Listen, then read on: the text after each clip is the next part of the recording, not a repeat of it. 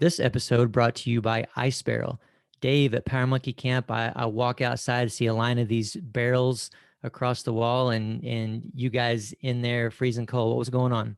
Oh man, bringing Ice Barrel on as a sponsor for this camp was something I've been looking forward to for a while. We used to use cold therapy as part of our recovery process when we were living at the Olympic Training Center for years. It was something that I think we've always been missing from camp, and to be able to have this therapy so readily accessible for the campers and for the staff changed the game. It's something that I think we'll be having with the team moving forward. Did you give it a chance to try it out? Absolutely. Jumping in there, it brought back some very fond memories of sitting in a cold bath with that I cooled down with just ice. I used to go get ice at the store and throw it in the tub and sit there for a while. But this ice barrel made a huge difference. Just a place that's completely designated for that. Single use, much better than kind of the tub that we had there at Power Monkey Camp before, where there is a bunch of us sitting in the same tub. So I really enjoy the aspect of being able to be in there by yourself. It's perfectly fitted for someone of average to big size to fit in there comfortably and get the job done. Absolutely. So for those of you who are new to Ice Barrel, it's a cold therapy training tool that offers an easy way to bring ice baths to your routine. With a lightweight design and functional features, Ice Barrel is portable, durable, compact, and looks great. It's something I highly recommend. You can use the code POWERMONKEY, all caps, for $75 off. You can go to icebarrel.com and check out more information. Highly recommended if you're looking to incorporate some cold therapy into your training. Check out icebarrel.com. Welcome to the Power Monkey Podcast, where we chat with the best in the world about what they do. I'm your host, Dave Durante, with my co-host, Chad Vaughn, and on today's episode, we have Ryan Moody. Ryan has been around the CrossFit community for well over a decade. He actually even competed at the 2009 CrossFit Games as a team athlete.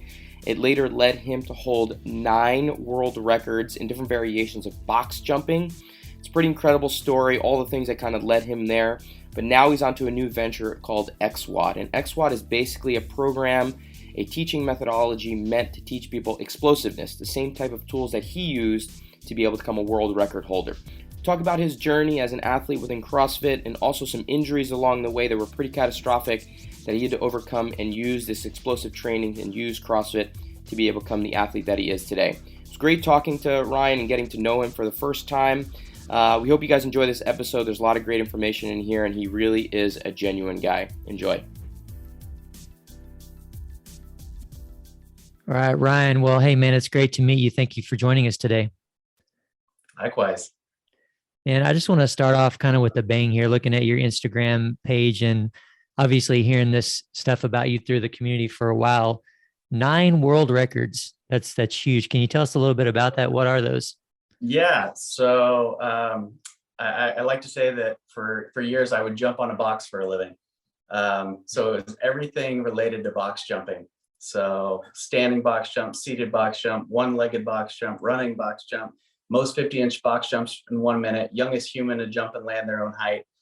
It's a lot of jumping on boxes, but it's been fun over the years. I'm at a point now where I'm 36, almost 37, and my body does not want to perform like it used to. That's for sure.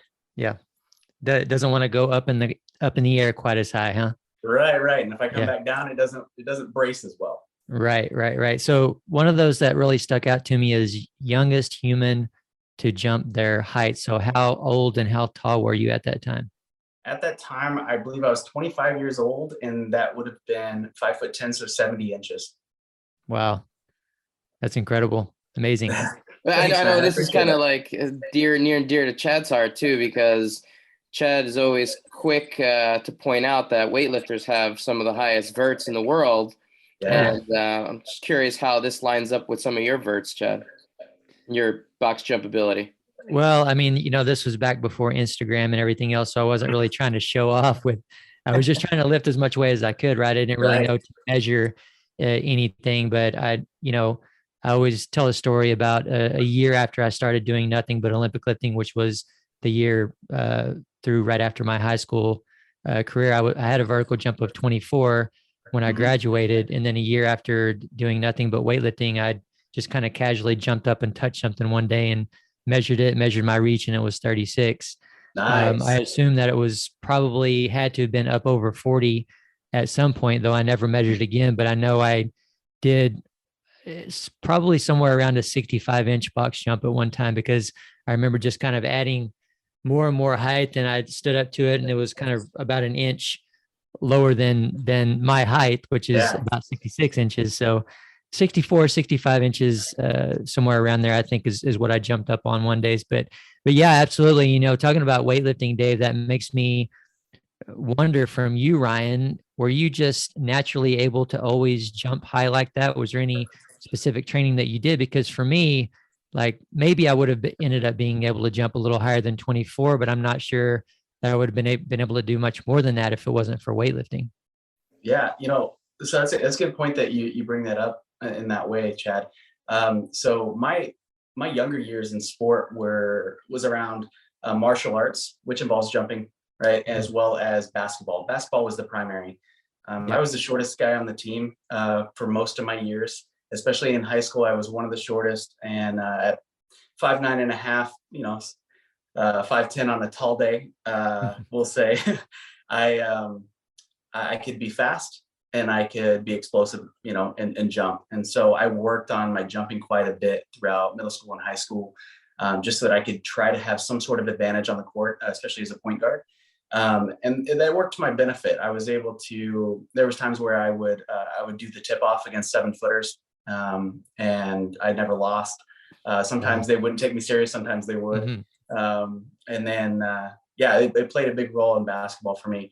And the whole box jumping thing was quite literally an accident, but let's start with the fact that I had a lot of jumping practice, if you will, right, leading up to that. So it wasn't until I was in college that I actually discovered that I could box jump like I could. I was going to Boise State University, and I was studying kinesiology, and I went snowboarding for the first time. Number one, I'm not very good at board sports. Number two, never having been snowboarding before, I relied on my friends to tell me what to do.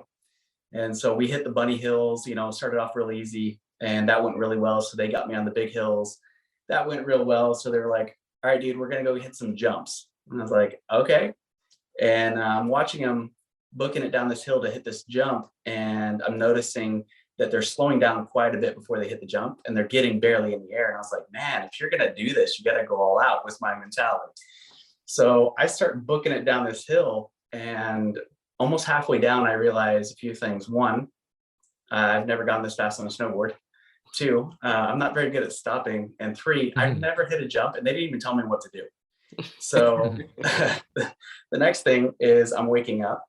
Never made it to the jump. I sustained my 8th concussion. And I went to straighten my legs out, and my kneecaps moved from one side to the other in a really bad way. So I was snowmobiled down, to the lodge area and everything for them to wrap me up. And eventually I came back to Dallas over break and had both of my knees operated on, and had part of my femur removed that was broken off, and ligaments and tendons that were torn in my knees. And I used functional movements, if you will, through CrossFit, because that's what I knew at the time, 2007, 2008. And I remembered in basketball, we used to do plyometrics. And so slowly but surely, I did my own therapy, and I just started building up. And one day I was pushing over 60 inches. And some of the members of the gym were like, dude, you should see if there's a world record for this. And I was like, nah. And I put it off. And my dad eventually pushed me for it. And about a year later, I moved down to Utah, and I started training with Tyson Oldroyd and Miranda Alcaraz at CrossFit 801. And they pushed me to actually break the first world record once I realized I was already breaking it, prior to. So it was literally an accident that started all that. Wow. That's amazing. And I know you're making Dave sweat, because he has some pretty bad stories going down a ski slope. No, it just reinforces the idea that why would you ever go? And it's like, stay away from the slopes, everybody. I think that's what we're getting from this podcast so far. Exactly. Yeah, I blew my knee out in the first 30 feet of me ever going skiing, and I had to.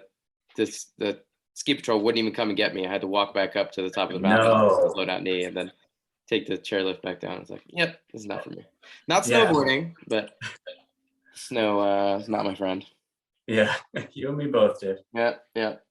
But you talked about CrossFit being kind of part of your rehab, and this is like early on in the days. You said 2007, 2008. Can you just give us a little bit of a rundown how you first got involved with the sport that early on? I mean, that's definitely OG status. Yeah, I appreciate that. I've always wanted that title within the CrossFit community, is to be an OG. So I guess it's finally come around. But yeah, so I found CrossFit in, I can't remember if it's 2006 or early 2007. I was living in San Diego, and I was out there actually doing door-to-door pest control in the summer from school, trying to make some money. Realized that was not my gig whatsoever. And two of my buddies were going through the Buds program on Coronado Island. And they were like, hey, there's a naval hotel over here. We can get you in, blah, blah, blah.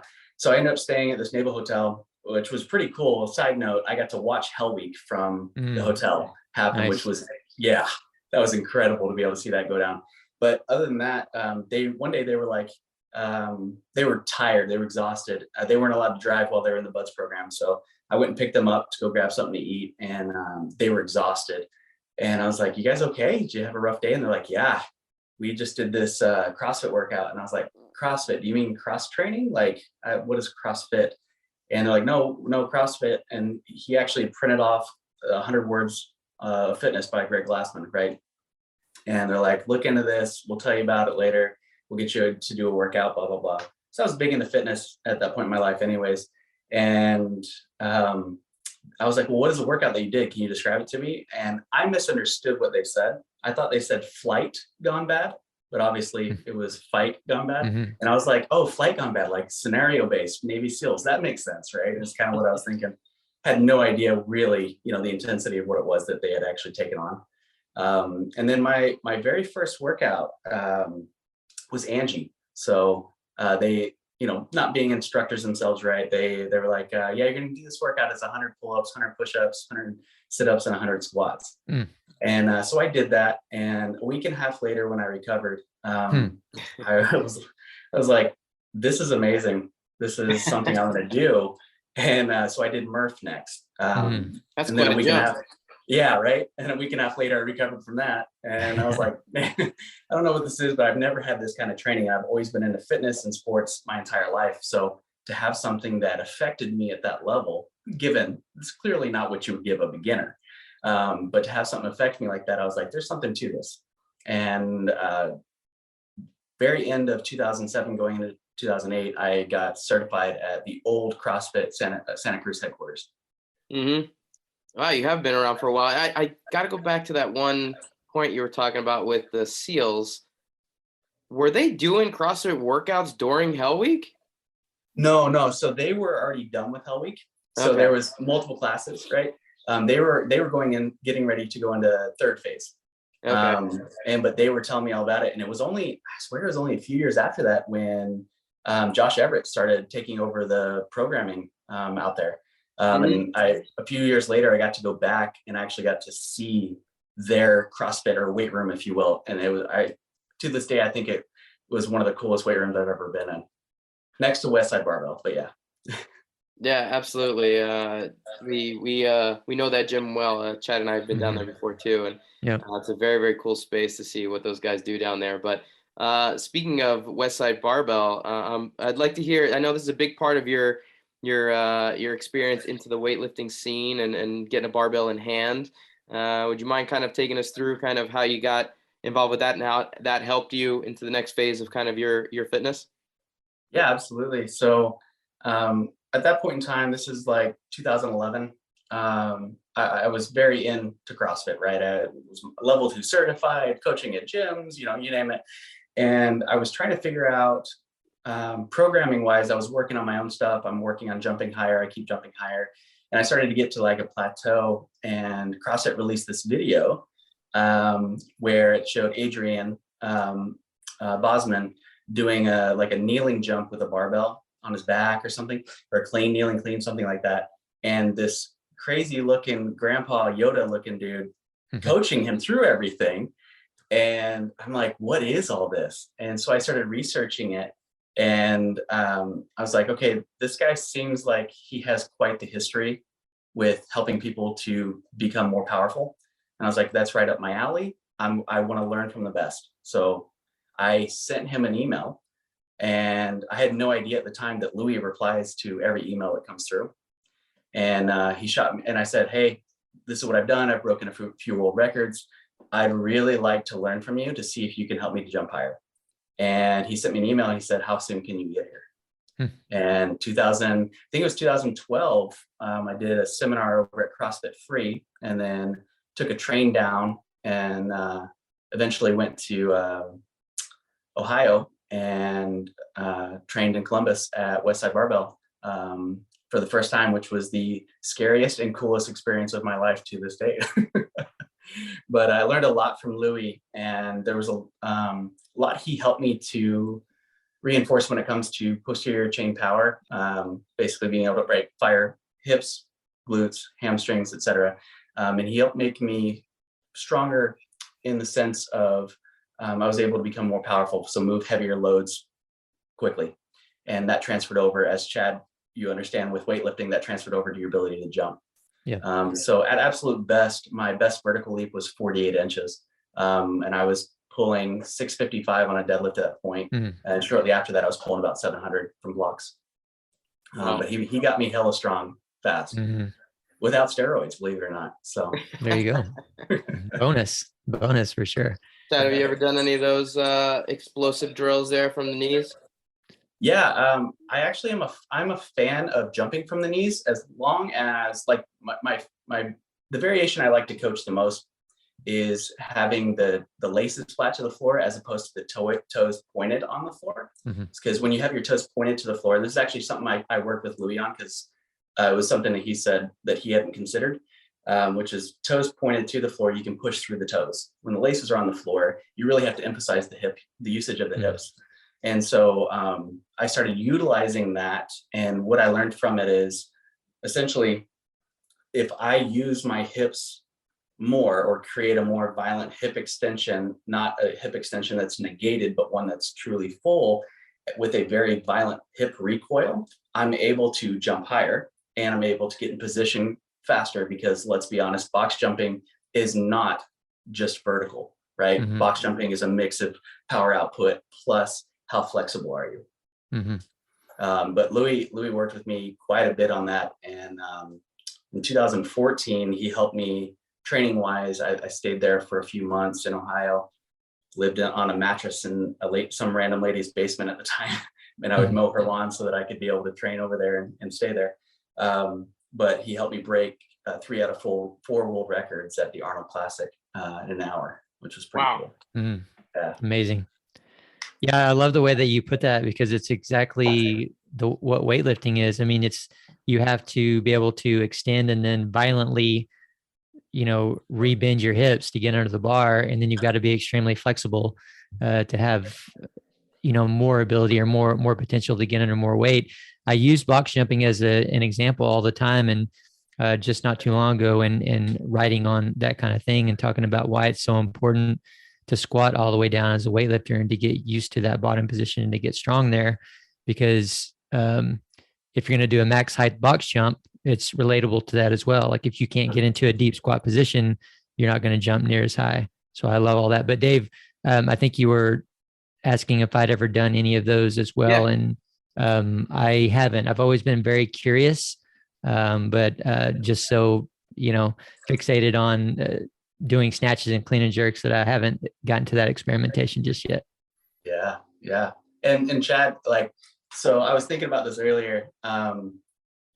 When some of the old guard within the weightlifting community, right? I butted heads in the past, right? Especially when Louis comes in the picture. Louis hasn't necessarily spoken very nicely about the weightlifting community, let's just say.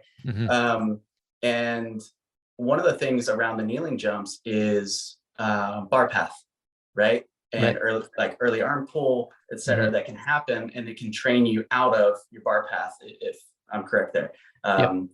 And so that I can understand is that being a concern involved with that.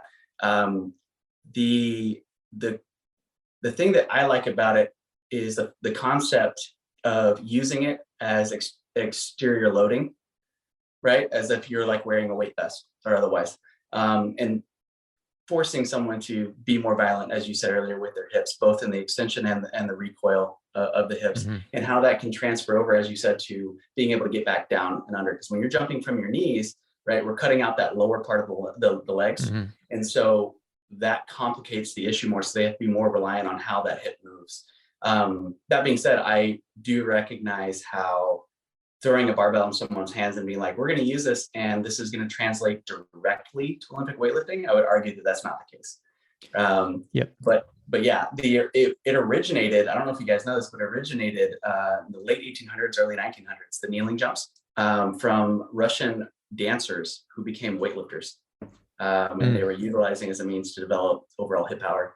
So it's kind of an interesting little tool and technique that can be beneficial when applied correctly. Yeah, absolutely. And the thing is, of course, I see that from the weightlifting perspective as well. And if I was working with an athlete that's always jumping forward or thrusting their hips forward, literally within the Olympic lifts, then they would definitely not be doing that. And I haven't given these to anyone anyways, but at the same time, the longer I teach and the longer I coach, the more I believe that if someone is moving well with the barbell already, they're not compensating, they have it down, their skill is proven and solid for many, many years, they should be able to do other drills that may not completely reinforce the action of a snatch and a clean and jerk, and be able to differentiate and be able to do those things, right? There's many bench presses where weightlifters are against bench presses, right? But if you're doing all the other things that you're supposed to be doing with weightlifting, you have good overhead mobility, everything is good to go. Like, you should be able to do some bench presses and it not negatively affect you. We have to pay attention to the individual. But I'm absolutely open to drills such as what you're talking about to kind of make the hip extension harder is basically what you're trying to do. You're exaggerating and making that harder. So I can definitely see great benefit for Olympic lifters, again, if they're well-rounded, if they're good to go, and certainly for any other athlete for that matter. Yeah, and I agree with you, Chad. I love that you have that mindset, because I definitely come from the mindset where I can relate on that is like, I look at what is going to potentially make me better. I'm willing to try things, and if it doesn't work, disregard it. If it keeps me neutral, okay, maybe I throw it in for fun from time to time, but if it helps me, even the slightest bit, great. But I also like what you're saying, and Dave, feel free to jump in on this as well, which is if we compare that to the gymnastics world, and we go to the kipping pull-up. I think even on y'all's Instagram, it showed the red flags about if you have 3 kipping pull-ups but 0 strict pull-ups, right? And so the concept is, if you were to use that in an analogous way, is I wouldn't have an Olympic weightlifter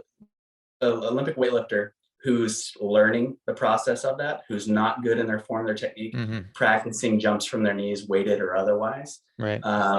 As opposed to, same with, I wouldn't want someone doing kipping pull-ups when they haven't worked on the strict aspects and really cleaned that up, if that makes sense. Yeah, absolutely. Yeah, that makes sense to me. Absolutely. I like the comparison there. I do have a question around, we're talking about, jumping from the knees, things like that. Now, you came from a base that seemed to be already fairly explosive. You already seemed to, before you started working with Louis and maybe even more in the CrossFit setting. Can you give our listeners, and maybe me and Chad, who want to build, Chad's already much more explosive than I am, but were there some drills that really stood out to you in terms of ramping up your explosiveness that got you to where you say, okay, these are key exercises that I need to incorporate into my training? 2, 3, jumping from the knees, whatever it might be that really stood out to you as explosive drills that you would recommend other people who are in similar boats needing to use? Yeah, absolutely. So honestly, a plethora of options. Let's start with the Olympic weightlifting world. Anything power-wise, power snatch, power clean, even muscle clean or muscle snatch, hang variations of that, all super ideal because of the amount of force that's involved in it. And it's not a matter of getting under a heavy load and grinding through that load. Rather, it's a matter of moving a load that's somewhere between 30 and maybe 70% of a max, and moving that load very aggressively, very quickly. So we've had a lot of success utilizing those lifts to help the athlete become much more explosive. When it comes to lifts like squatting is always going to be beneficial. Where we start to run into problems is when we start squatting for absolute strength, we start to slow down the movement, as in the time it takes for us to go down to the bottom of the squat and then come back up from that point to lockout. When that slows down too much, then we're starting to move away from that explosive training piece, and we're starting to steer more into that strength training piece. And with the explosive piece, it's really all about timing. If 3 individuals can squat 200 pounds, they can all do it, and they're all the same body weight, great, right? But if you have one who can squat that from all being in the bottom of the hole, right? So everyone's down in the bottom with 200 pounds on their back, and it takes one person a full second to get out. It takes another person 2 seconds to get out of the hole, and it takes one person a half a second. Obviously, the athlete with the half a second is going to be more ideal when it comes to power output for something that's very quick, like a box jump or jumping vertically, right? Because the weight's not slowing them down. So as that resistance goes up, it can potentially, not always, but it can potentially impede one's ability to be more explosive. So we don't want to start slowing down, is ideally the case. But squats are always a big one. But one of the things that I think a lot of people miss out on, and if you interact with some of the top box jumpers in the world currently, Jordan Kilgannon, Christopher Spell, Wesley Williams is a few examples. These guys, comparatively to their own body weight, their deadlift is, their relative strength with their deadlift is pretty high. So meaning these individuals are typically already deadlifting 450 and above, and they can be at body weights of 150 to, I'm probably the heaviest out of all of them right now, around 195, 200. But they're working that posterior chain, whether that's in a wide stance, box squatting is super, super ideal, where you're focusing a lot on the glutes and the hamstrings, or deadlifts in general, but especially sumo deadlifts. The more we develop that posterior chain, essentially, right, the more power we're putting into the floor.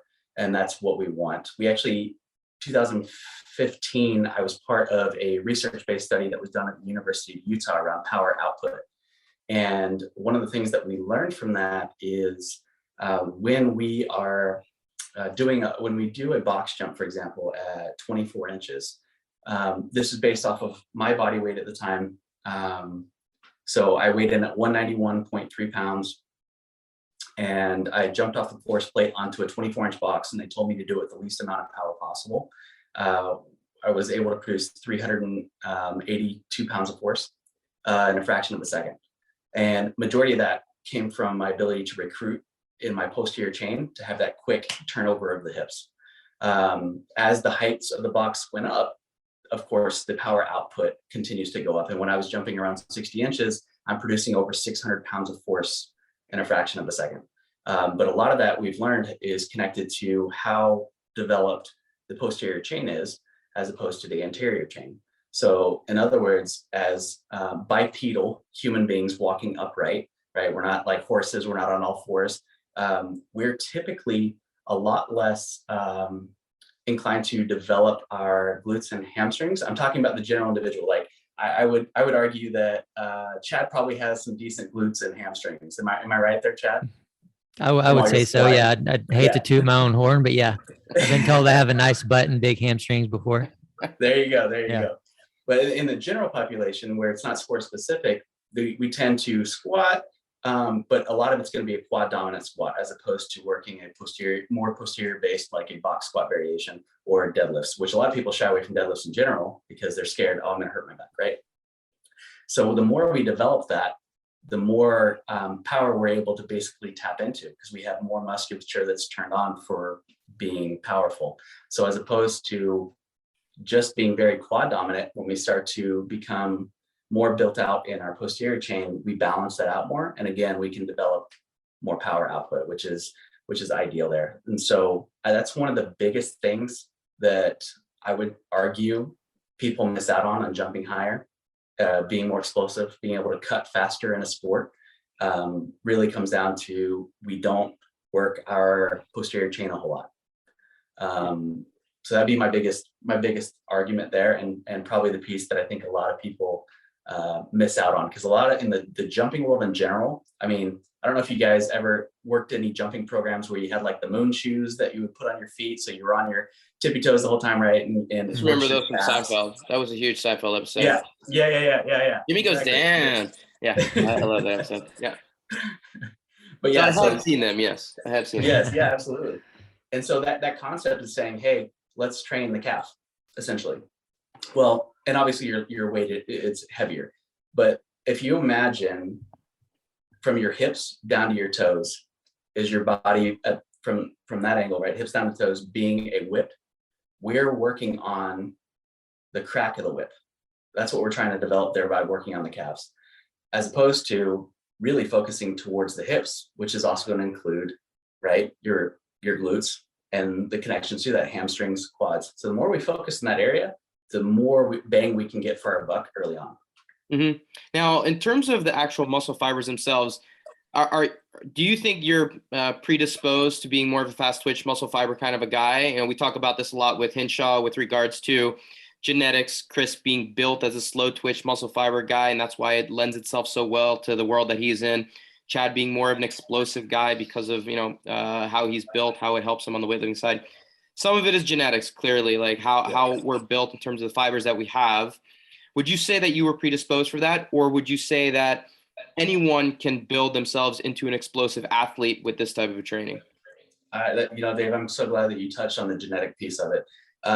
Genetics absolutely plays a role. There's a reason why you guys were able to compete at the levels in which you did, because there was some predisposition there. Now, that being said, that's only a basis. There's individuals in the world that have that predisposition genetically to do this or that, but they do nothing with it, or they don't try to develop it. That's where skill and being coachable comes into play. So if you have this massive genetic base, let's say, and you don't go sport specific with it, maybe you don't know that you could go sport specific with it, you're not coachable, you're not trying to develop the skill, it might always stay at, well, he's pretty good at jumping, but we wish he would train because maybe he could jump even higher, right? That being said, it kind of creates a base. So you have your genetic base, and then from there, it kind of determines how much further we can go with it. So if you have a really solid genetic base, then yeah, we can train you, we can develop some skill. If you're talented, that's great. Or if you're coachable, now we can build on that, right? Mm-hmm. Now, I believe to a certain degree with what science we currently have out in the world, everyone has a glass ceiling. It's just different. It varies. And a lot of that, I believe, starts with what you're genetically predisposed to, what you're built with, your mom and dad. Mm-hmm. So I think that plays a really, really big role in it, but that should not discourage anyone from trying to go further with it. Sure. More so working that skill, developing that skill, being coachable, and developing that out can allow them to go a lot further. As an example, I've worked with clients in my seminars before around box jumps who are, they've never jumped on a 10-inch box. Maybe they have a few extra 100 pounds on them. And that's a really scary thing. And they're not able to move in a way that they're comfortable enough to jump onto an object. Over time, we've been able to work with them, even in the seminar where we get them jumping onto a 24-inch box, just by really connecting them and teaching them the process, the mechanics of it, and how to do so safely. And in turn, they're able to tap into what they've already got. And then all we're doing is we're just connecting some dots for them so that they can connect the jump, if you will. This podcast is brought to you by Power Monkey Camp. Now, Chad, both you and I have been part of Power Monkey Camp since its inception, almost 10 years ago, coming up on our 9th year. And this one is going to be Power Monkey Camp 17, the first week of May 1st through the 7th. What are you excited about? Oh man, I'm just excited to be back there in Tennessee on the grounds of Flip Fest, and it's always an incredible week, an incredible experience. As many times as I've been there, I think this is going to be the 17th time, of course. I always learn something. I always get something from it. I always grow, and we hear that same thing from all the campers, and I just look forward to being back. I couldn't agree more. And I think sometimes people get the impression that camp is predominantly for the elite athlete. You know, they see these crazy games athletes being at camp. And the reality of the situation is that camp is for the everyday athlete, the beginners, the intermediates, the people that have never been inverted before or scared to put a barbell over their head. We want people from all different backgrounds to feel like camp is for them. So please don't be intimidated. If you are an athlete at all, you have a body, you're looking to become better at these specific movements that we target, camp is for you. Come check it out. The early bird special just ended, but we do have some great prices that are going along through for camp that's coming up in the spring. Power Monkey Camp 17 can be found at powermonkeycamp.com. You'll see our coaches, you'll see a daily schedule, you'll see what the food is like. It's a really all-encompassing great situation. If you're into fitness and are looking for a little bit of an adventure to go along with it, Power Monkey Camp is for you. Absolutely. Come see us, guys. Yeah. So it definitely answers my question. Do you think that you were predisposed to have this ability? Do you think that you're more of a fast twitch muscle fiber guy in general? I would agree that I am, especially when I look at my parents' genetics, just as like, kind of a rough example to go off of. My dad, very involved in sports, literally played every sport, was very, very good at it. My mom came from the world of dance and theater performance, etc. And so some of my flexibility, I believe, also comes from that. My body's ability to actually move through space the way it does and have the control that I do, I believe started with the genetics that they provided me. Mm-hmm. Yeah, that makes sense. One of the things that I thought was pretty interesting, you were talking about with the jumping mechanics was with regards to building posterior chain quickness, not just strength, but that ability to be explosive off the ground. I'm curious if there's any thought to anterior strength quickness once you're off the ground. It seems like if you're trying to do a really high box jump, we talk about getting into a deep squat and how that translates to bottom squat type position that you talk about all the time, Chad. While you're on the ground, it seems like posterior chain is critical, but once you're off the ground, anterior seems to take over. Being able to bring the knees into the chest, being able to activate your hip flexors, being able to make sure your abs are strong enough to be able to compress into that tucked position. Is there any consideration put onto the explosiveness of the anterior side of the equation once you're off the ground, or is it primarily thought of let's focus on from the ground off and then secondarily the anterior side or the off the ground portion? Dave, that's a great question. And out of the podcasts I've done over the years, no one's ever caught on to that. So thank you for bringing that up. It's a really, really big piece. So the way I'd like to explain this is imagine that your anterior side is just pumping at like 75% of ability and your posterior side is like 30%. What I'd like to do first, knowing that we're already fairly strong in that anterior side, I want to develop and push that posterior side up to where we're getting it closer. Let's call it 50% of capacity. Now that we have a 75 and a 50, we're much more explosive already. Now we're inclined to be working both and see where we can go with both of them.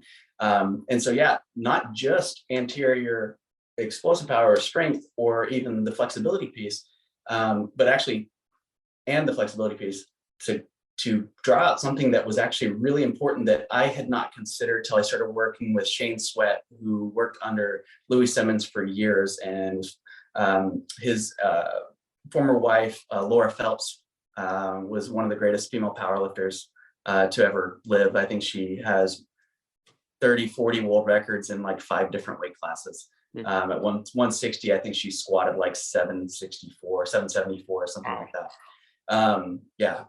Phenom. But one of the things I learned from working with him down at CrossFit Conjugate was high jumpers, and I don't know if they still do this, but he said at one point high jumpers used to lay down flat on their back and they would point their toes. And then what they would do is they'd put like a 45-pound plate on the toes and they would try to get the feet to eventually lay flat to the floor. And it would get to the point where they had so much of that ability to extend down that they could lay as they're laying backwards, right? They could lay the soles of their feet flat to the floor. And the purpose in creating that flexibility there was to get every little extra inch out of the jump as they released off the ground, which would again go to that anterior side, right? So having that flexibility, but also developing that power within that new range of motion was ideal, because you can be Mhm. super flexible down there and have nothing, coming out of that. So developing that. So that was actually a tool that I used for a few months leading into me breaking multiple world records at the Arnold Classic. And that was a game changer for me. That was something I had never considered. That's So the yes, point right there. yeah. That's the point right there. The gymnastics side we use for aesthetics, but we also have, there's another Hinshaw thing. Hinshaw from swimming has used that toe point quite a bit to create kind of that flipper action through his feet. And swimmers also have that great toe pointing action, almost laying the sole of the foot flat on the ground. It's interesting to see an application in another space there, but I'd love to hear that there's consideration being put on the anterior side with the jumping portion. But what about the upper half? And this is another part that I feel like is missed, because in the gymnastics side of the world, we jump, upper half plays such a big role, arms overhead in terms of not only creating lift off the ground, but rotation when it comes to us initiating flips. And one of the things I have a pet peeve of is when people are doing squat jumps and they throw their arms down as they're trying to come off the ground. It basically works in opposition of the direction that they're trying to. Really, you want your arms to come up as you're coming off the ground to facilitate the same direction. Yes. Is there a thought process put into what your arms and what your torso, upper body is doing in conjunction with just building lower half strength, explosiveness? Upper half should not just play a role, but not negate or work in the opposing direction of what you're trying to do as well. Is that correct? Absolutely. Again, another thing that no one's ever picked up on. You're too. I'm done. That's my last podcast. It's the gymnast. It's a gymnast in him. Yes. So very important piece. One, as you mentioned, Dave, that I catch it. It's not necessarily a pet peeve of mine, but when I see people do it, I'm like, ugh, I kind of cringe a little bit, because exactly, if the arms are moving opposite the direction of the body, then it's negating power, which is obviously not an ideal situation. So being able to train the mechanics of it, right? Train the pattern of movement to where they're utilizing the arms to literally propel the hips and the body upward as if you were to reach to touch the ceiling or reach to grab a basketball rim, right?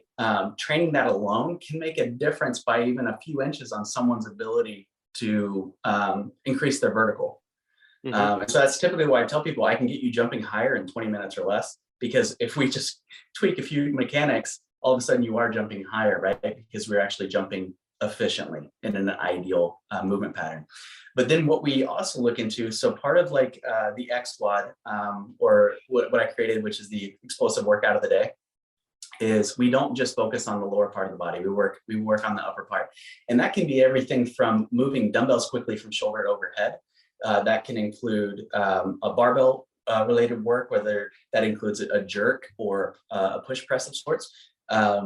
But it also includes, imagine me doing a vertical leap, and I'm using the mechanics Dave was just talking about, where my arms go back as my hips go back, and my arms propel my hips forward as my hips go forward, and I'm reaching to the ceiling. And we'll use things like ankle weights or wrist weights, right, that are tied around the wrist. I typically like to take some either fractional plates or smaller plates and put them in people's hands and be like, okay, hold on to this, don't let this fly out of your hands, but you're going to utilize this as resistance as you're doing the jump. So your arms are training to essentially become more powerful or explosive with the rest of the body, but it plays a huge role. The way I like to think about when the example I just gave with the weight and hands, I don't know if you guys are into Japanese animation or anything, Dragon Ball Z. In that show, Goku would go train in this special chamber where it would increase how much the gravity was, and he would train through the exterior loading essentially, right, until he can move quickly through it. And the concept's the same, whether that's a weighted vest, whether that's weight in hands. We do that so that when it creates that overstimulation, so that when you put the weight down, or you take the vest off and you go into the movement pattern, you're a lot more explosive automatically, because you're training that central nervous system to react to an exterior load that's no longer there. Yeah, I love that. We used to do a lot of, ankle weights, wrist weights, that kind of stuff in gymnastics, just to add some additional load when we're doing certain movements. But there was a movie a while ago about this basketball player. I don't know if you've ever seen it. It was a documentary, or, made for TV. It was Don Cheadle played this guy. It's called The GOAT. And it was about this guy, Earl the Goat Manigault, I think his name was. and he was supposed to be like the greatest basketball player that nobody ever heard of. And he would walk everywhere and do everything with ankle weights on everywhere he would go. And he was known for having been able to jump at the top of the backboard and take a dollar bill off of the top of the backboard. Oh, yeah. And I was thinking the same thing when we were talking about all the weights and everything and these vertical jumps. If you haven't seen that movie, it's worth checking out. It's awesome. It's like a 90s movie, but Yeah. same time, an idea. That guy had your explosiveness. That's awesome. I love that. And yeah, and the concept's real. Even walking around now, I would not suggest anyone walk around with ankle weights like throughout their entire day. However, walking around with ankle weights for maybe 30 minutes to an hour at a time can be beneficial in that it helps to lengthen your extensors. And so when things are getting like super, super tight, it's almost a way to lengthen it so that the elasticity's still there and it's not super wound up and super tight, because then that can lead to injury or otherwise. And that's actually something, again, I learned from Westside Barbell, and I'll do that from time to time, but I won't be like walking around all day in it, because that is where I don't have enough data that suggests it's beneficial. But I know who you're talking about, and I love that story. And being able to jump to the top of the backboard and get the dollar bill is amazing. That's impressive. That's some Jordan Kilgannon ups for sure. Well, you mentioned XWOD. I want to. Can you give us a little bit more insight and why you created this type of programming and what goes into it, what it's all about? Absolutely. So after I broke the first world record at CrossFit 801 at 5 a.m. on the news, Tyson came up to me afterwards and he's like, "Man, I'm really proud of you. Congrats on doing that. We knew you could do it, et cetera. What are you going to do with it now?" And I was like, "What do you mean? I did it. I did the thing. You want me to do more records?" He's like, "Yeah, sure, you could do more records, but what are you going to do with it? How is this going to help someone else?" And it put me into like this mental tailspin of like trying to figure out, what am I supposed to be doing something more with this? I thought I just did what I was supposed to do. And so it created this new opportunity outlet, creative outlet to go, okay, if I can do this and there's benefit to the training that I did leading up to it, how can I make this in a format that helps others regardless of their background or their goals? If their goal is just to have better hip health, how can I make that possible? And so I spent more time in that, and I was working with Damon Stewart, who's a really old G in the CrossFit community as well. And he started teaching me about PAP, post-activation potentiation. And after spending more time researching that and learning about that, I recognized a few things around PAP. It's not super consistent. And for it to be consistent, it typically is utilized with athletes at the highest levels. So the elite of the elite, like you guys, right? And so when it came down to it, it wasn't something that was great for general population. And I wanted it to be more broad and more inclusive. And so I started looking at how can this be something that helps others? Well, let's start with hips, because hips, when we have power and control at the hips, we have functionality as a human being. And so the more functionality we have at our hips, the longer we can live. So if you look at elderly individuals, when they start to lose their ability to function at their hips, getting a walker, a wheelchair, et cetera, quality of life drops down really quickly. And so the concept was, let's start with teaching people how to use their hips more efficiently and how to improve that overall. And let's see if it has benefits for both general population and the athletic or sport population. So what we started doing was we did a lot of experimentation, if you will, research, if you will, around what percentages make sense. Well, one of the things I learned from Louis over the years and through my own research is being in the range of 30 to 70, arguably 75% of a 1 rep max, you can move explosively. So move a heavy object really quickly. And so ideally we wanted to stay within that range and pair that with some sort of explosive body weight movement. So in a nutshell, PAP is another form of essentially saying overstimulation, right? So a way to look at this is, if I were to have Chad jump on a 24-inch box and have him do it with a 20-pound weight vest. Chad, I'd argue you could do that, right? I think so. I mean, I'm pretty out of shape these days, but I can probably still do that. Yeah. Yeah. So we have you do a few. I won't burn you out. I won't give you too much, but you do a few reps with the vest on. You take that vest off. What happens the moment you jump? Now 20 pounds lighter, right? You're jumping higher naturally because your body's firing for a load that's no longer there. So a lot of that was rooted in the famous story of Carl Lewis and Ben Johnson. So the famous 1988 100-meter dash race in Seoul, Korea at the Olympics, big deal race, all this promotion around it, you name it, right? And Ben Johnson ends up beating Carl Lewis in the 100-meter dash. He tests positive for steroids, right? They strip him of the medal, blah, blah, blah. And Ben Johnson goes down in history as the guy who cheated at the Olympics, right? And was using steroids. So one of the things that I think Ben Johnson should be more recognized for is some of the training patterns in which he would utilize, which was the concept of he would squat really heavy, anywhere from 400 to 500 plus pounds, do some reps, and then he would have a short break or what have you, and then he would go into the blocks and he'd fire out of those blocks, right? And so it's the same concept as giving Chad the weight vest there, which is if you're loaded with 500 pounds, your central nervous system is lit like a Christmas tree and it's going, hey, we got to get everyone involved in this or else this lift is not going to happen. Well, consciously, right, logically, you know that when you rack that weight and you go into the blocks on a track, that there's no 500 pounds, but your body's simulated for that. And Ben would fire out of those blocks as if he's trying to push out 500 pounds. And so the idea there is training the body essentially to be overstimulated for a movement pattern that required you to be very explosive with no load. And Ben Johnson arguably is one of the fastest, if not the fastest starter in the history of the 100-meter dash. And I sometimes people are like, well, what about Usain Bolt? Usain Bolt's actually one of the slowest starters. And one of he's a powerful athlete, don't get me wrong. But one big advantage Usain Bolt has is his steps or his strides are 9 to 11 feet at a time. Mm-hmm. So he's like huge, right? 8 inches taller than every other sprinter. His strides are enormous. Yeah, the dude literally is a basketball goal every step. So that's interesting. I want to ask another question with regards to what you're talking about, but specifically about Ben Johnson. Was that something that he's known for having incorporated into his training uniquely, or is that fairly utilized tool within the sprinting world that you know of now? I mean, you pointed out that specific case, but is because it was unique, or did he kind of like, hey, this is what I use, and then from moving forward, most sprinters and most people looking to get out of the gate quickly started to use that type of technique for training?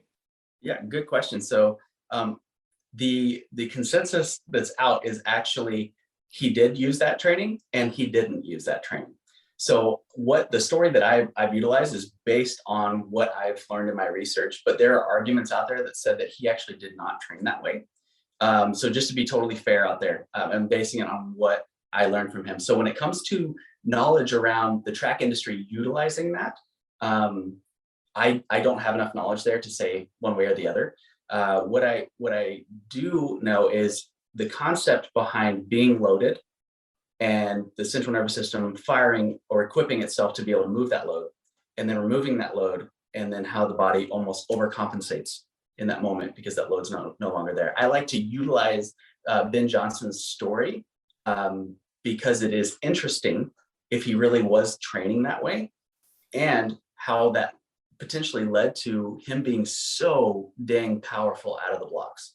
And this same methodology is what you've based XWOD around, correct? So Correct. This idea of overloading the system and then taking that load away and using a body weight type of an exercise or something like that to get the CNS kind of fired up, ready to go, and then using that basically built in preparedness for a simpler exercise of some kind. Yeah, absolutely. And one of the things that's very different with the XWOD too is we lower the loading that's being used. So it's not insane loading, right? And the primary focus is being loaded, as you said, and then going to a body weight movement or an explosive movement.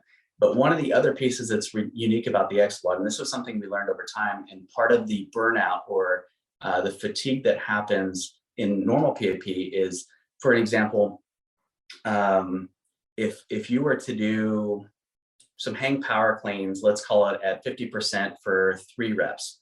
And you can knock those out pretty quickly, very explosively. And then I had you do 8 standing box jumps, which essentially mimics the movement pattern of the hang power clean, positioning, etc.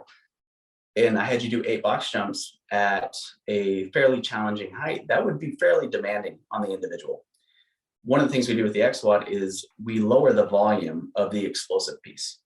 And so when we lower that volume, what we see is we see more consistency, more sustainability, and more likelihood of the athlete continuing on path, being able to progress rather than doing too much overtraining and end up digressing. And so the way the XWOD is put together is it's not put together as a standalone training system.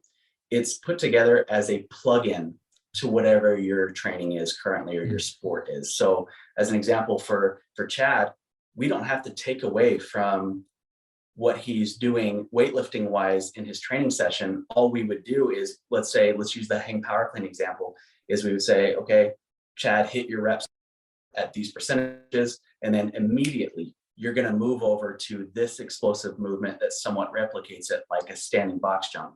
You're going to do it at a height that is something that you can do for 2 reps, and there's no question you can hit it. So let's, Chad was saying earlier, probably at his best around 65 inches was an example of one of his highest levels. So that would tell me that Chad can pretty consistently hit 40 inches for 2 reps with no problem.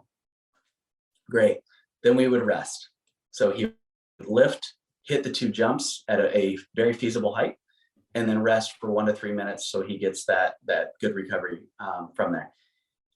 Then we'd go into his next set. He would hit his lifts, and then he would go for 1 rep at a higher height. And the rule of thumb there is not to go, Chad, we're gonna shoot for 60 inches. It's, Chad, we're gonna shoot from anywhere from 41 inches to 46 inches for that 1 rep. And the idea is to push him a little bit harder and to create a little bit more mental and physical pressure on him. And when we do that, we want it to be a height that it's like more or less a 50-50 or a 60-40 chance he'll land it. Obviously being safe, we don't want him jumping on a metal frame that's going to blow his shins open if he misses, because box jumping is not his sport, right? It's weightlifting. But by doing that concept of lift, explosive movement, rest, and the variable that's changed in the explosive piece is you're going to have 1 that you're consistent with, and 1 that's more, or 2 that you're consistent with, and 1 that is a challenging rep. And you just alternate those. So lift, 2 reps, consistent, rest. Lift, 1 rep, challenging, rest. Lift, 2 reps, consistent, etc., until you finish your lifts for the day. Does that make sense? I may have overcomplicated that. No, not at all. It makes perfect sense to me. And I love everything that you just said. And in fact, I've done some of that in my training and given it to other athletes without really realizing completely what I was doing. I mean, I understood this idea of holding weight or moving weight and then moving your body weight and making it easier, kind of exaggerating in that sense. But I would do, whatever reps and percentage in weight I was doing on deadlifts or squats, and then immediately go do, 1 to 5 box jumps at varying heights, whatever the rep scheme I was playing with for the day. But just exaggerating in general. I mean, I use that concept all the time in my training and with other athletes. One, in regards to trying to get people to be more comfortable in their key weightlifting positions by doing by getting into an exaggerated position. For example, if they're struggling holding the bar overhead with their jerk grip, well, let's hold the bar with a more narrow grip. Let's get it overhead, and then let's push back behind your head to create a stretch in an exaggerated position. And then you're going to go right into your press or your jerk set or your clean and jerk set. And, not making this up, usually every single time their overhead position is at least a little bit better. So making, the position or the movement harder in some way. And then, like you said, immediately as you can, going into that movement. So it's not something that I'm going to use to fatigue them with, but I'm going to use to stimulate them with. Another example, I've done a lot of what I call front quarter squats and overload front rack holds, where we're just picking a weight up from jerk blocks for 1 to 3 to 5 reps, and then I'm going to hold it in the standing position for 5, 10, maybe 20 seconds, depending on the load. But it's going to be a heavier weight than they're doing in their jerks or their clean and jerks. We're going to put it down, take a couple breaths, and then go do that weight that in the jerk or the clean and jerk that's lighter. So stimulation. I think that power lifters do a lot of what's called just rack holds. I'm not sure what they call them, but they just step out of the rack and hold it on their back without doing a squat or holding it wherever. And certainly that's something that I've done a lot of in my career and do more of as a teacher and a coach. Absolutely. I love that, Chad. And that's so awesome that you've played with it. And that actually brings up a really good point, which is in no way, shape, or form in my thought process am I going, I created this concept. Really, all I've done is taken existing concepts that are already there and found a way to deliver it to the masses and deliver it to sport specific that creates a higher rate of progression rather than digression. Because just like you're saying, you've been playing with these things and you understood the concepts enough to be able to do it on your own without necessarily any guidance. And you and I have never worked together. I've worked with Kendrick and I've worked with Holly, but you and I have never worked together. And so that's the thing is, it's not a concept that I've created or reinvented. Rather, I just found a way to make it more accessible, more plug and play for athletes and non-athletes alike. And so that's awesome, man, that you've utilized that. I don't know the weightlifting community enough to say that I truly wish the weightlifting community would use more of it. I hope that they are. I really hope that they are. Yeah. And I will back you up and say that as someone that has played with it a lot, I think I'm on the rare side in the weightlifting community. As the more people I come across, the more I teach and the more I listen to what other coaches and athletes in the community are doing and teaching. It is something that is not thought about very much. I just think it's, we get so focused on sport specificity in any sport. So we're snatch, clean and jerk. And what are the most common movements that we use to improve the snatch and the clean and jerk, or to try to improve the snatch and the clean and jerk? It's snatch and clean pulls. It's squats. It's maybe presses. And that's basically the most of what is going on out there. I think it's getting a little bit better, but to use something like the method that you're talking about is outside of the box a little bit. But it's, if someone is doing it, then to me, it's so powerful that it's almost like a magic button. And it's one of that's one of the things that I've even talked a lot about before in talking about this on the USA Weightlifting podcast and stuff like that, is, those front rack quarter squats or overhead quarter squats, doing the same thing and exaggerating load in those positions and alternating back and forth between an exaggeration drill and the actual movement that you're trying to accomplish, is something that I did even back in the day when I was an athlete, before I was coaching and teaching anyone. And looking back on that and knowing my competitors more, I think those are some of the things that gave me an advantage, that allowed me to beat these guys that were physically stronger than me for all those years. So I love what you talk about there. I love that you bring it up. And I'm just, backing you up on what you're saying, but also understanding that it is not utilized as much as it should be, in my opinion, for those out there to reach their potential. And it's awesome what you're doing there in getting it out to more people. We're about close to wrapping up here, but I did want to ask you, especially because we're talking about teaching people, coaching people, and what we're all trying to do as coaches is help athletes and individuals be the best that they can be. And along your journey with that, you've done a lot of seminars in the community.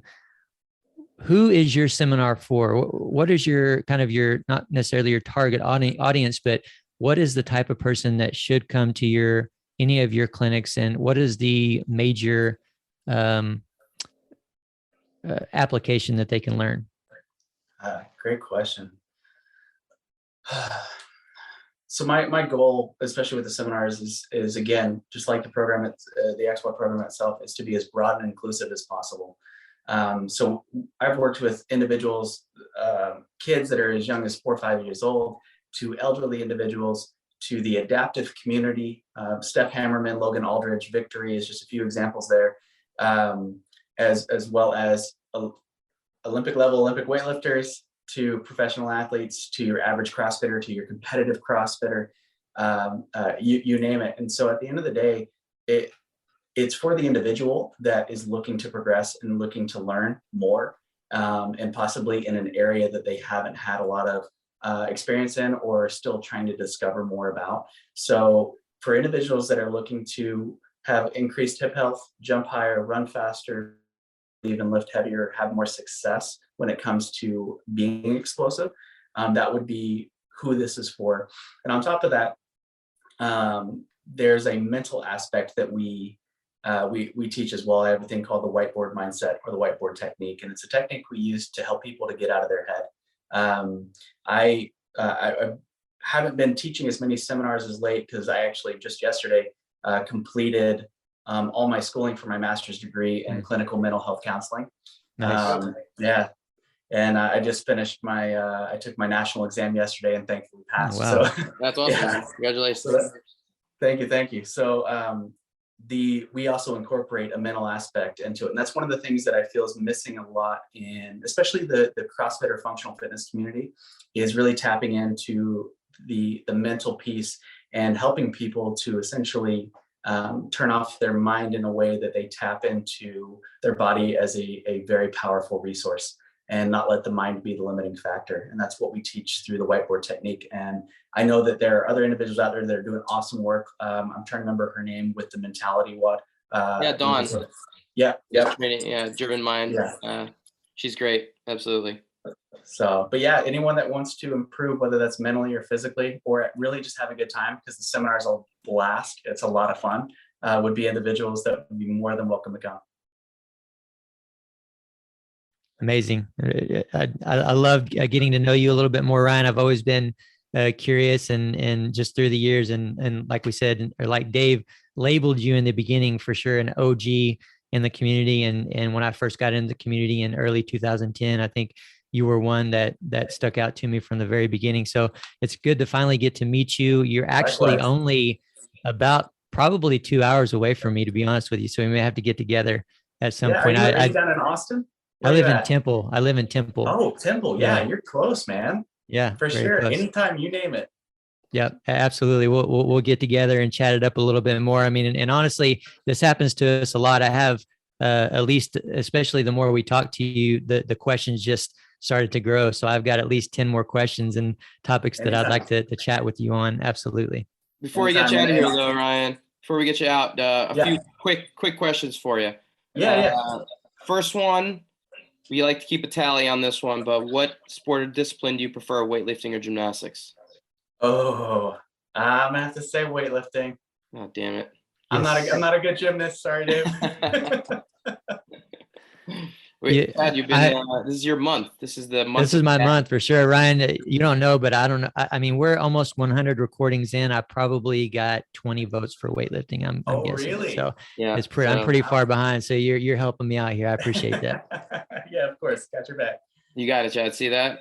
Showing love leading up to the holidays for you. All right. I'll take it. Some scheduling of guests. That's right in your favor. Question number 2, any guests that you think we should have on the podcast that would be good for us to interview? Oh man. Tate Fletcher, Logan Gelbrick, Mark Bell. Those 3 of those guys are like some of my favorite human beings. Mm-hmm. Those are the ones that are like hitting off the top of my head right now. Love it. Awesome. Jordan's on here too, taking notes on seeing if we can add them to the list. That sounds awesome. I love it.